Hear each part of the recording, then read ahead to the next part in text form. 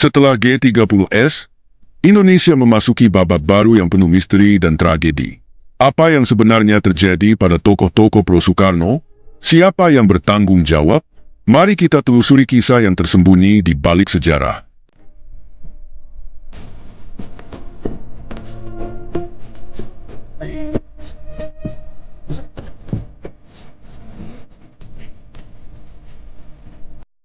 Setelah G30S, kekuatan politik di Indonesia mengalami pergeseran drastis. Mayor Jenderal Soeharto, yang saat itu memimpin Komando Operasi Pemulihan Keamanan dan Ketertiban, atau Kopkamtib, secara perlahan mengambil alih kekuasaan dari Soekarno. Soekarno, yang merupakan presiden pertama Indonesia, dianggap gagal menjaga stabilitas negara dan dianggap terlalu dekat dengan PKI. Dalam situasi ini, tokoh-tokoh pro-Soekarno, baik dari kalangan nasionalis, agamis, maupun yang dianggap memiliki hubungan dengan PKI, menjadi target penindasan. Banyak tokoh pro-Soekarno yang hilang secara misterius setelah peristiwa G30S. Beberapa di antaranya adalah Owe Choe Tat. Owe Choe Tat adalah seorang politisi dan menteri dalam pemerintahan Presiden Soekarno yang dikenal sebagai tokoh Tionghoa Indonesia. Ia menjabat sebagai Menteri Negara dalam Kabinet Dwi Kora pada masa Orde Lama. Setelah peristiwa G30S PKI tahun 1965 dan kejatuhan Soekarno, Owe Choe Tat ditangkap oleh rezim Orde Baru yang dipimpin oleh Soeharto. Yang melatar belakangi penangkapan Owe Choe Tat diantaranya: 1. Kedekatan dengan Soekarno. Owe Choe Tat dikenal sebagai salah satu pendukung setia Soekarno. Ia termasuk dalam lingkaran orang-orang dekat Presiden, yang akhirnya menjadi target setelah Orde Baru berkuasa. 2. Tuduhan keterlibatan dengan PKI. Setelah peristiwa G30S PKI, banyak tokoh yang dianggap pro-Soekarno atau berhaluan kiri ditangkap. Owe Choe Tat, meskipun bukan anggota PKI, dituduh memiliki hubungan dengan partai tersebut karena ia membela beberapa kebijakan Soekarno yang saat itu dicap sebagai bagian dari pengaruh komunisme. 3. Operasi pembersihan Orde Baru. Rezim Soeharto melakukan pembersihan terhadap orang-orang yang dianggap sebagai ancaman bagi stabilitas pemerintahan baru. Owe Choe Tat sebagai menteri di era Soekarno ditangkap pada tahun 1966 tanpa proses pengadilan yang adil. Owe Choe Tat dipenjara selama sekitar 11 tahun tanpa melalui proses peradilan yang transparan. Ia akhirnya dibebaskan pada 1977 setelah menjalani hukuman di bawah rezim Orde Baru. Setelah bebas, ia menulis buku berjudul Memoir Owe Choe Tat, Pembantu Presiden Soekarno, yang mengungkapkan pengalaman dan pandangannya mengenai peristiwa politik di Indonesia. Penangkapan Owe Choe Tat mencerminkan tindakan represif Orde Baru terhadap lawan politiknya, terutama mereka yang dianggap dekat dengan Soekarno. Meskipun tidak terbukti sebagai anggota PKI, ia tetap ditahan sebagai bagian dari strategi politik untuk mengkonsolidasikan kekuasaan Soeharto. Subandrio adalah seorang diplomat, politikus, dan pejabat tinggi negara yang pernah menjabat sebagai Wakil Perdana Menteri I, Menteri Luar Negeri, serta Kepala Badan Pusat Intelijen atau BPI pada masa pemerintahan Presiden Soekarno. Ia dikenal sebagai tokoh penting yang sangat dekat dengan Soekarno dan memainkan peran besar dalam kebijakan luar negeri Indonesia yang berhaluan kiri dan anti-barat pada era demokrasi terpimpin. Setelah peristiwa G30S PKI pada 30 September hingga 1 Oktober 1965, terjadi perubahan besar dalam politik Indonesia. Rezim Orde Baru yang dipimpin oleh Soeharto mulai menyingkirkan orang-orang yang dianggap berafiliasi dengan komunisme atau yang setia kepada Soekarno. Subandrio menjadi salah satu target utama karena beberapa alasan berikut. 1. Dituduh terlibat dalam G30S PKI. Sebagai kepala BPI atau Badan Pusat Intelijen, Subandrio dianggap mengetahui atau bahkan mendukung aksi G30S PKI. BPI di bawah kepemimpinannya disebut memiliki hubungan dekat dengan Uni Soviet dan negara-negara komunis lainnya. 2. Kebijakan politik yang pro-komunis. Ia merupakan arsitek utama kebijakan politik luar negeri Indonesia yang condong ke Blok Timur, Uni Soviet dan Tiongkok. Subandrio juga berperan dalam menjalin kerjasama erat dengan Partai Komunis Indonesia, yang kemudian dilarang setelah peristiwa G30S. 3. Upaya Soekarno untuk bertahan di kekuasaan. Setelah G30S, Sukarno masih berusaha mempertahankan kekuasaannya dan mengangkat Subandrio sebagai salah satu pejabat yang diberi kepercayaan. Hal ini membuat Soeharto dan kelompok militer semakin berupaya untuk menangkapnya guna melemahkan pengaruh Sukarno. Pada Maret 1966, setelah Super Semar atau Surat Perintah 11 Maret, Soeharto mulai menangkap tokoh-tokoh yang dianggap berbahaya bagi stabilitas Orde Baru, termasuk Subandrio. Ia ditangkap dan didakwa bersalah karena makar serta terlibat dalam G30S PKI. Pada tahun 1966, Subandrio dijatuhi hukuman mati oleh Mahkamah Militer. Namun, hukuman mati tersebut akhirnya dikurangi menjadi hukuman seumur hidup oleh Presiden Soeharto pada tahun 1970. Subandrio menjalani tahanan selama lebih dari 29 tahun. Pada 1995, di usia sekitar 80 tahun, ia akhirnya dibebaskan dengan alasan kemanusiaan, karena kondisi kesehatannya yang memburuk. Penangkapan Subandrio merupakan bagian dari langkah besar Soeharto dalam membersihkan pemerintahan dari tokoh-tokoh yang pro-Sukarno dan berhaluan kiri. Meskipun tuduhan keterlibatannya dalam G30S PKI masih menjadi perdebatan, perannya dalam kebijakan luar negeri yang pro-komunis membuatnya menjadi target utama Orde Baru. DN Aidit dan tokoh PKI. Dipa Nusantara Aidit adalah ketua Partai Komunis Indonesia, yang pada awal 1960-an menjadi salah satu partai komunis terbesar di dunia di luar Uni Soviet dan Tiongkok. Setelah peristiwa Gerakan 30 September 1965 atau G30S PKI, PKI dituduh sebagai dalang kudeta, sehingga para pemimpinnya menjadi target utama operasi militer Orde Baru yang dipimpin oleh Jenderal Soeharto. Setelah G30S terjadi pada 30 September 1965 dan gagal, DN Aidit meninggalkan Jakarta dan melarikan diri ke Yogyakarta untuk bersembunyi. Ia kemudian berpindah ke Solo, Surakarta, sebelum akhirnya melanjutkan pelarian ke Boyolali, Jawa Tengah. Keberadaannya diketahui oleh intelijen militer setelah seorang informan melaporkan lokasi persembunyiannya. Pada 22 November 1965, DN Aidit ditangkap oleh pasukan militer di daerah Solo, Boyolali. Tidak lama setelah ditangkap, ia dieksekusi mati oleh pasukan yang dipimpin oleh Kolonel Yasir Hadibroto dari Resimen Para Komando Angkatan Darat atau RKAD, kini Kopassus. DN Aidit dieksekusi tanpa pengadilan dalam operasi pembersihan PKI yang dilakukan oleh militer. Selain DN Aidit, sejumlah pemimpin PKI lainnya juga ditangkap dan dieksekusi oleh militer, di antaranya 1. MH Lukman, jabatan Wakil Ketua PKI. Nasib ditangkap pada akhir 1965 dan dieksekusi tanpa pengadilan. 2. Nyoto, jabatan Wakil Ketua PKI, tokoh intelektual dalam partai. Nasib ditembak mati pada 1966. 3. Sudisman, jabatan Sekretaris PKI yang menjadi pemimpin setelah Aidit terbunuh. Nasib ditangkap dan dijatuhi hukuman mati melalui pengadilan pada 1968. Penangkapan dan eksekusi DN Aidit serta tokoh-tokoh PKI merupakan bagian dari upaya militer Orde Baru untuk menghancurkan PKI dan mengamankan kekuasaan Soeharto. Tidak ada pengadilan yang adil dalam eksekusi tokoh-tokoh PKI, dan pembersihan terhadap mereka berujung pada pembantaian massal yang masih menjadi perdebatan dalam sejarah Indonesia. Tokoh militer pro-Sukarno. Setelah peristiwa Gerakan 30 September 1965 atau G30S PKI, Orde Baru yang dipimpin oleh Soeharto mulai melakukan pembersihan terhadap para pejabat militer yang dianggap loyal kepada Presiden Soekarno atau memiliki hubungan dengan kelompok kiri. Sejumlah tokoh militer yang dikenal sebagai pro-Soekarno atau memiliki kedekatan dengan PKI menjadi target penangkapan dan penyingkiran dari posisi mereka. Berikut beberapa tokoh militer pro-Soekarno yang ditangkap setelah G30S. 1. Omar Dhani. Marsikal Omar Dhani adalah Kepala Staf Angkatan Udara pada era Presiden Soekarno dan dikenal sebagai salah satu pejabat militer yang mendukung kebijakan anti-barat serta dekat dengan kelompok-kelompok kiri, termasuk Partai Komunis Indonesia. Sebelum G30S terjadi, Angkatan Udara di bawah kepemimpinan Omar Dhani dianggap memiliki kedekatan dengan PKI. Beberapa faktor yang menyebabkan tuduhan terhadapnya antara lain: 1. Hubungan erat Angkatan Udara dengan PKI, termasuk latihan bersama antara personel AURI dengan kelompok kiri.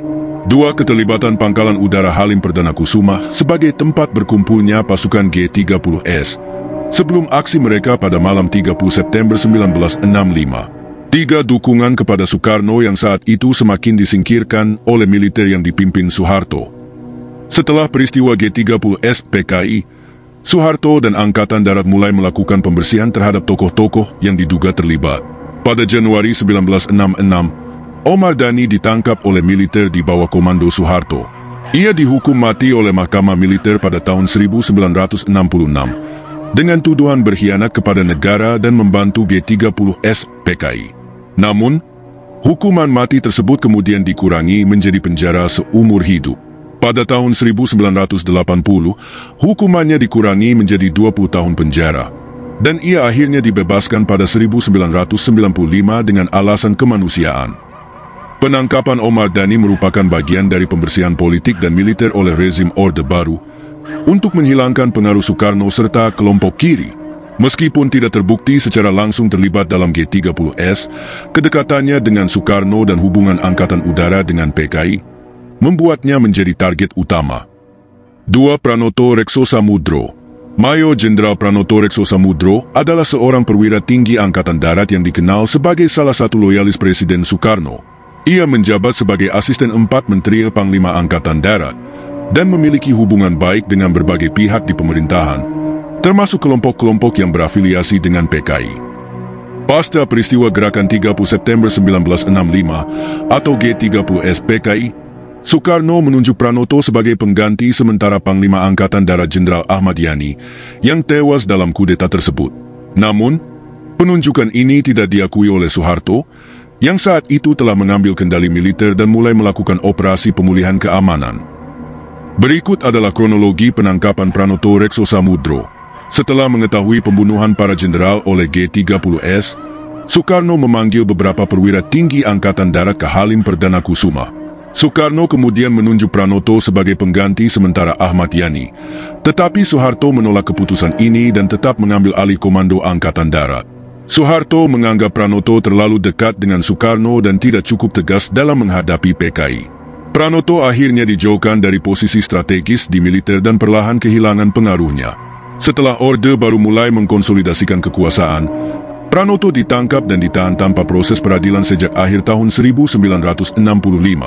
Ia tidak secara langsung dikaitkan dengan G30S, tetapi tetap dianggap sebagai ancaman karena kedekatannya dengan Soekarno. Pranoto ditahan selama 15 tahun tanpa pengadilan di berbagai lokasi penjara di Indonesia. Pada 1980, ia akhirnya dibebaskan oleh rezim Orde Baru setelah dianggap tidak lagi menjadi ancaman. Penangkapan Pranoto Rekso Samudro lebih merupakan strategi politik Soeharto untuk memastikan bahwa hanya perwira-perwira yang loyal kepada Orde Baru yang memiliki kekuasaan di militer. Meskipun tidak terbukti terlibat dalam G30S, Pranoto tetap ditahan karena dianggap sebagai bagian dari kubu Soekarno yang harus disingkirkan. 3. Suparjo. Mayor Jenderal Suparjo adalah salah satu perwira tinggi TNI Angkatan Darat yang terlibat dalam Gerakan 30 September 1965 atau G30S PKI.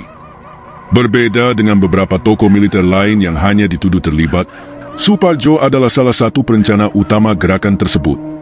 Sebelum G30S, Suparjo menjabat sebagai Panglima Komando Tempur Mandala Siaga dan memiliki pengalaman dalam operasi militer, termasuk konfrontasi dengan Malaysia. Ia diyakini bergabung dengan G30S karena ketidakpuasan terhadap kepemimpinan Angkatan Darat yang dianggapnya terlalu pro-barat, serta kepercayaannya bahwa revolusi harus dilanjutkan. Berikut adalah kronologi penangkapan Suparjo.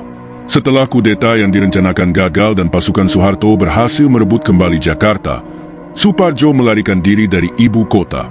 Ia berpindah-pindah tempat persembunyian, menghindari penangkapan oleh aparat militer. Setelah bersembunyi selama lebih dari 1 tahun, Suparjo akhirnya ditangkap oleh intelijen militer pada Januari 1967. Ia ditemukan di suatu lokasi di Pulau Jawa setelah dilaporkan oleh informan.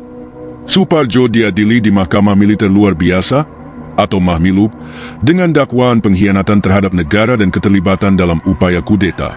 Dia dijatuhi hukuman mati pada tahun 1967 karena dianggap sebagai otak utama di balik G30S.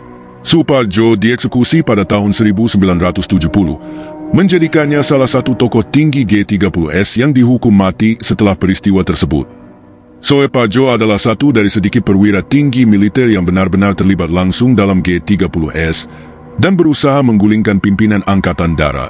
Setelah gagal, ia berusaha melarikan diri, tetapi akhirnya ditangkap dan dieksekusi oleh rezim Orde Baru sebagai bagian dari pembersihan besar-besaran terhadap unsur-unsur yang dianggap pro-komunis dan anti-Soeharto.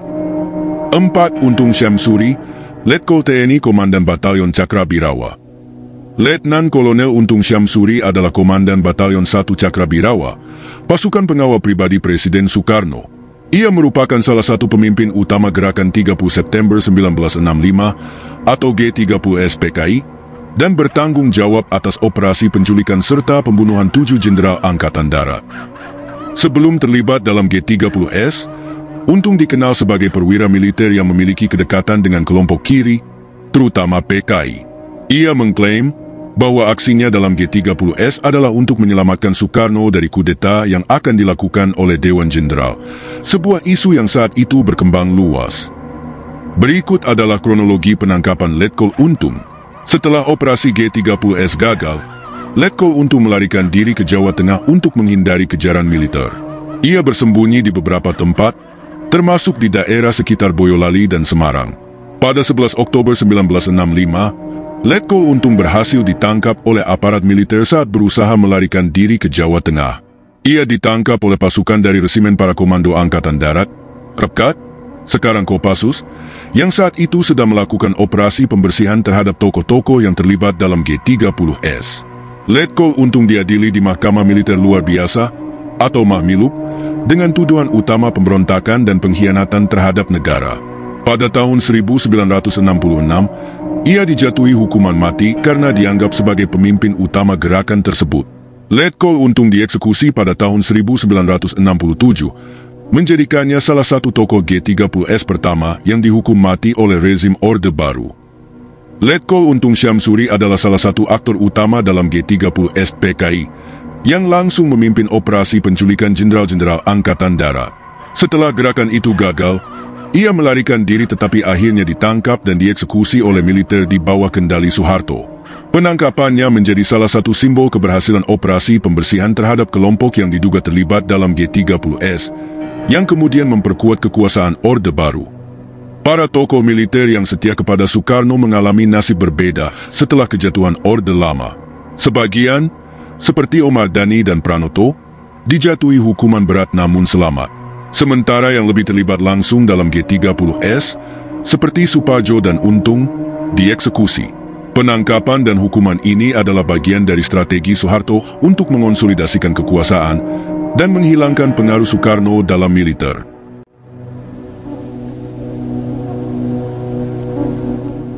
Metode penghilangan tokoh-tokoh pro-Soekarno ini seringkali dilakukan secara sistematis dan terorganisir.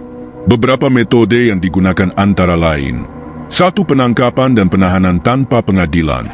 Banyak tokoh pro-Soekarno ditangkap dan ditahan tanpa proses pengadilan yang adil. Mereka seringkali diinterogasi dan disiksa untuk mendapatkan informasi atau pengakuan yang bisa digunakan untuk menjatuhkan Soekarno. 2. Eksekusi di luar hukum. Banyak tokoh yang dianggap sebagai ancaman bagi rezim baru dieksekusi secara diam-diam. Eksekusi ini seringkali dilakukan oleh militer atau kelompok paramiliter yang didukung oleh negara. 3. Pembuangan ke pulau terpencil. Beberapa tokoh pro-Soekarno dibuang ke pulau-pulau terpencil, seperti Pulau Buru, di mana mereka diisolasi dari dunia luar dan tidak memiliki akses untuk membela diri atau menyampaikan suara mereka. 4. Intimidasi dan ancaman. Tokoh-tokoh yang tidak ditangkap atau dibunuh seringkali diintimidasi dan diancam agar tidak lagi terlibat dalam politik. Hal ini membuat banyak tokoh pro-Soekarno memilih untuk mengundurkan diri dari kehidupan publik.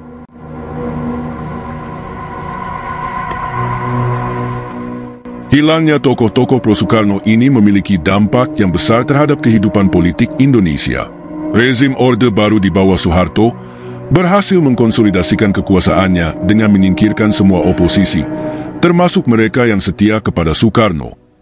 Soekarno sendiri secara perlahan diasingkan dari kekuasaan dan akhirnya meninggal dalam keadaan yang tidak jelas pada tahun 1970. Warisan dari penghilangan tokoh-tokoh ini masih terasa hingga hari ini.